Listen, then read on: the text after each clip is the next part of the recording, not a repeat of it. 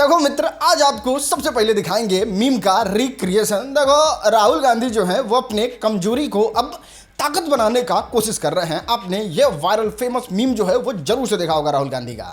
खत्म, bye bye, tata, goodbye, गया। अब उसको रिक्रिएट किए हैं ताकि उनका बात जो है वो बहुत दूर तक जाए और उनका वीडियो वायरल हो। आपके सामने प्रस्तुत है। सिस्टम को खत्म, टाटा, बाय बाय करना है। देखिए, जब इतना कर ही रहे हैं तो फिर ई वाले मीम को अगर रिक्रिएट कर देते, sorry sorry sorry sorry sorry, और ये वाला तो चार चांद ही लगा देता। मजा आया, और मैं ये जो मजा है हिंदुस्तान के हर व्यक्ति को देना चाहता हूं। खैर, इस वाले वीडियो को लास्ट तक देखो, आप भी लास्ट में यही कहोगे, मजा आया।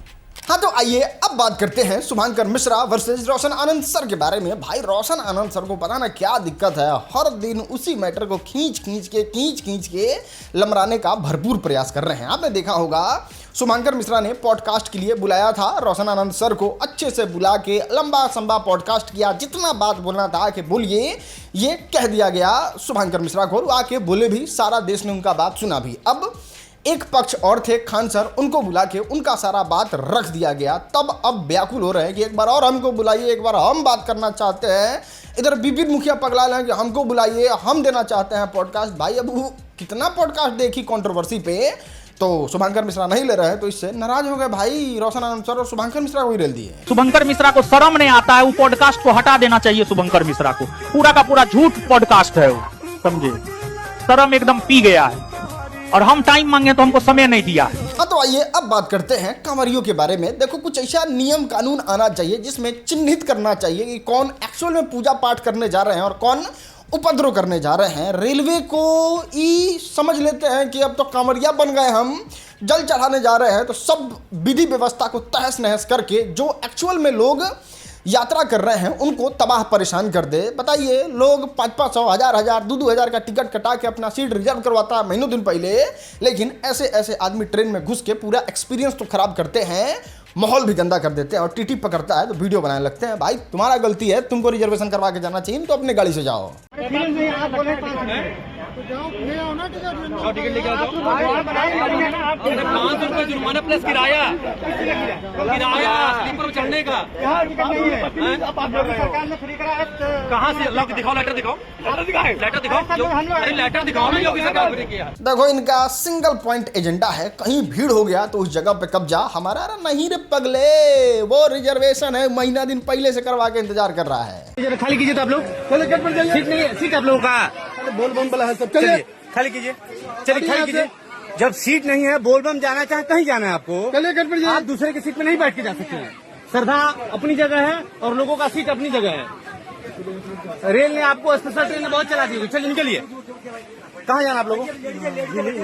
नहीं दिल्ली। आपका आप ही का टिकट है। देखो, एक्चुअल में जो पूजा करने जाते हैं वो तो भक्ति भाव से शांति से जाके पूजा करते ही हैं, लेकिन कुछ ऐसे उपद्रवी हो गए हैं कि ये गाड़ी को तोड़ देंगे, लोग को पीट देंगे, एम्बुलेंस का रास्ता जाम कर देंगे, और ये सब चीज को चिन्हित करके इन लोगों पे भी कार्रवाई करना चाहिए जो कांवड़ यात्रा में उपद्रवी बन के जाते हैं और वहां पे अच्छा भक्ति भाव से जाने वाले लोग को भी परेशान करते हैं और विधि व्यवस्था को भी खराब करते हैं। खैर, आइए अब पवन सिंह के बारे में बात करते हैं। भाई, ये अपने दारू पीने को फ्लेक्स कर रहे हैं। भाई, अभी भोजपुरी बवाल का लेटेस्ट एपिसोड आया और वहां पे ये बैठ के अपने दोस्तों के साथ बात कर रहे थे। वहां पे कैमरा लगा हुआ था और जानते हैं किस तरीके का बात कर रहे थे? इनके मैनेजर साहब बताते हैं कि आज आपने जो है वो डेट दिया है किसी से मिलने का, और वो हंसते हैं, मुस्कुराते हैं और फ्लेक्स करते हुए कहते हैं, होश में दिया था कि बेहोश में दिया था 9 बजे रात में दिया था कि 6 बजे के बाद दिया था, क्योंकि 6 बजे का मतलब इनडायरेक्टली ये बताना चाहते हैं कि पीते हैं, हुमच के पीते हैं,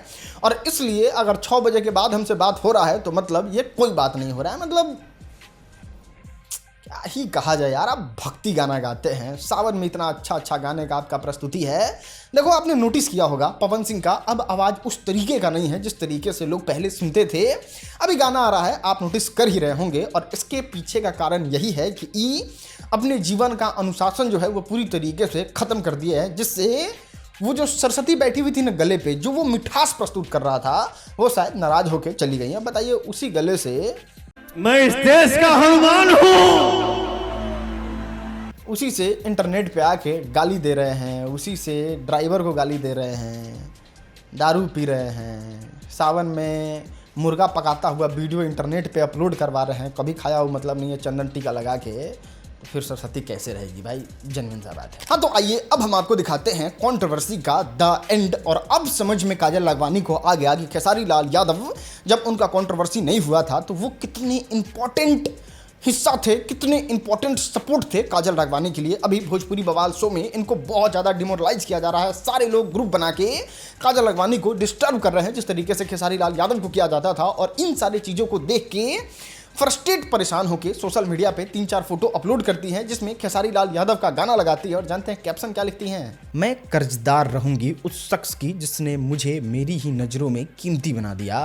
उसने मुझे पाया नहीं मगर मुझे खुद से मिला दिया। वो मेरे साथ नहीं पर मेरे हर ताकत में उसका अंश है। आज मैं जो भी हूँ आज उसकी सिखाई हुई हिम्मत का हिस्सा है। उसने प्यार का मतलब साथ रहना नहीं बल्कि खुद को समझाना सिखाया और मैं आज भी उस सीख में जी रही हूँ। मैं उसका नाम नहीं लेती पर मेरे हर जीत में उसका योगदान है क्योंकि उसने मुझे टूट के नहीं संभल कर जीना सिखाया है। जिस तरीके का बात लिखी है खेसारी लाल यादव के राइटर का इस पे कमेंट आया है और खेसारी लाल यादव का फोटो पे गाना लगा हुआ है, ये चीख चीख के बता रहा है काजल लखवानी बहुत ज़्यादा प्यार करती हैं खेसारी लाल यादव से। लेकिन खेसारी लाल यादव किसी के नहीं हो सकते क्योंकि वो चंदा देवी, ऋषभ यादव, कृति यादव के रिजर्व फैमिली मेंबर हैं और उस जगह पे कोई नहीं जा सकता है। हाँ, तो आइए अब हम आपको दिखाते हैं झारखंड के एमपी एमएलए का घर। आपने देखा होगा झारखंड में कितनी ज़्यादा गरीबी है, वहाँ के लोग कितने ज़्यादा परेशान, फ्रस्ट्रेट हैं। बच्चे जो हैं वो प्रोटेस्ट कर रहे हैं ताकि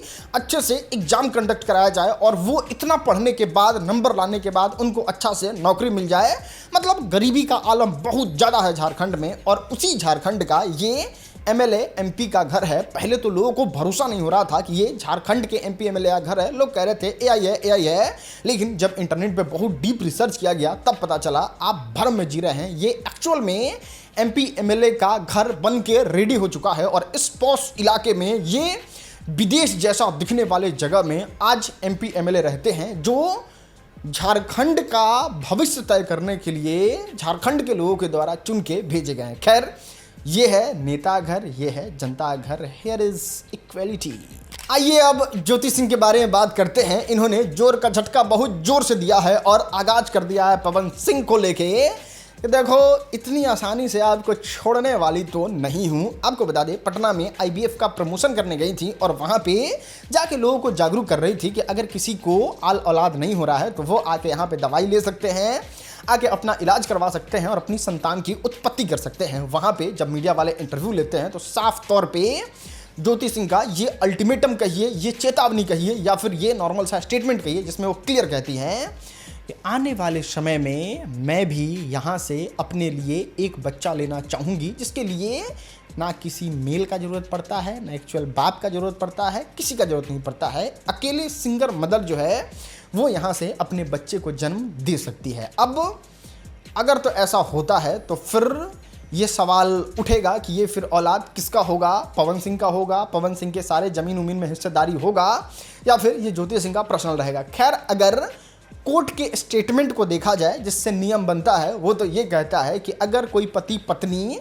अपने जीवन को जी रहे हैं और पत्नी को कोई बच्चा होता है जिसका बायोलॉजिकल फादर वो नहीं है जिसके साथ वो रह रही है, फिर भी कोर्ट के द्वारा, कानून के द्वारा उसको ही उसका बाप माना जाएगा। मतलब आईबीएफ ही नहीं, ज्योति सिंह पवन सिंह एक साथ रहते हैं अगर, और ज्योति सिंह मतलब इस तरह गड़बड़ हो जाएगा, लेकिन अगर दूसरे का ही बच्चा होगा तो पवन सिंह को ही मानना पड़ेगा कि वो उनका बेटा है। तो इस तरीके का नियम है और तब ज्योति सिंह के पास एक और ब्रह्मास्त्र निकल के आ गया है। खैर, इंटरेस्टिंग होगा आगे चल के कहानी, जो सब हम आपको बताएंगे, बस बने रहना है आपको वीडियो के साथ। आइए दोस्त, अब बात करते हैं रूबी राय, भावना कंठ के बारे में। इंटरनेट पे आपने देखा होगा एक बार रूबी राय जो टॉप करती हैं, रातों रात इंटरनेट पे इनका इतना मीम बनाया जाता है, इतना प्रचारित किया जाता है, इनको इतना ट्रोल किया जाता है कि रातों रात वायरल हो जाती हैं और बिहार के छवि को एक बार में धूमिल कर दिया जाता है। लेकिन नाम इंट्रोड्यूसिंग भागलपुर की बेटी, बिहार की आन बान शान पूरे भारत के लिए इंस्पिरेशन भावना कंठ जी, जिन्होंने गन पायलट का ट्रेनिंग पूरा करके अब फाइटर प्लेन उड़ाएंगी और दुश्मन देश में जाके उसको नस्त नाबूद कर देंगी। ये भारत की पहली फाइटर जेट से लड़ाई करने वाली महिला बन चुकी हैं और वो बिहार की हैं, लेकिन इनके बारे में कोई जिक्र नहीं कर रहा है। जो हमने वीडियो बनाया शायद आपने वहीं तक देखा होगा या फिर 3, 4, 5, 10 और पेज देखा होगा, लेकिन जिस तरीके से ट्रोल किया जाता है ना, दूर दूर तक वो ट्रोल करने वाले नजर नहीं आ रहे हैं। खैर स्क्रीनशॉट लेके आप ही लगाइए स्टोरी में कि इन्होंने क्या काम किया है। चलो अब बात करते हैं रिजर्वेशन हटाओ आंदोलन के बारे में। ये आंदोलन जो है अब देश में बहुत तेजी से बढ़ रहा है, चारों तरफ इसके बारे में बात हो रहा है। अब नेशनल मीडिया पे भी इसको लेके जिक्र किया जा रहा है। टाइम्स नाउ ने अभी जस्ट इसके बारे में एक लंबा डिबेट किया था। खैर ये डिबेट तो चल ही रहा है, सोशल मीडिया पे फॉलोअर तो बढ़ ही रहा है। अब स्कूल में भी इसका चर्चा हो रहा है। स्कूल के बच्चे कैसे डिबेट कर रहे हैं वो आप वीडियो में देखो। तो जो जनरल कैटेगरी के लोग हैं उन्हें भी रिजर्वेशन मिल रहा है। जो ईडब्ल्यूएस कैटेगरी में आते हैं जिनकी सैलरी 8 LPA से कम है, उन्हें भी रिजर्वेशन मिल रहा है। फर्स्ट ऑफ ऑल ईडब्ल्यूएस का cut off still SC ST से ज्यादा है, ठीक है, तो ये पूरी तरह इक्वालिटी तो नहीं होगी। और तुमने 10% कुछ निकाल दिया थोड़ा सा कि पुअर लोगों के लिए ये अभी भी इक्वल नहीं है, जनरल लोग अभी भी नुकसान हुए। करेक्ट। और रिजर्वेशन जो इस पॉइंट को फॉलो करता है कि रिजर्वेशन मान के चलते हैं कि सारे SC ST वालों के पास रिसोर्सेज नहीं है और सारे जनरल वालों के पास रिसोर्सेज है, व्हिच इज रॉन्ग। करेक्ट। यहां से आपका पॉइंट नहीं दिखेगा, तुम खुद ही अपने रिजर्वेशन डिफेंड नहीं कर सकते। मुझे खैर इस पे आपका क्या तर्क है वो नीचे कमेंट में जरूर बताना। आपके तर्क वाले बात को भी कमेंट में दिखाएंगे, आपका जो भी कहना होगा। चलिए अब हम आपको दिखाते हैं आज का वायरल वीडियो।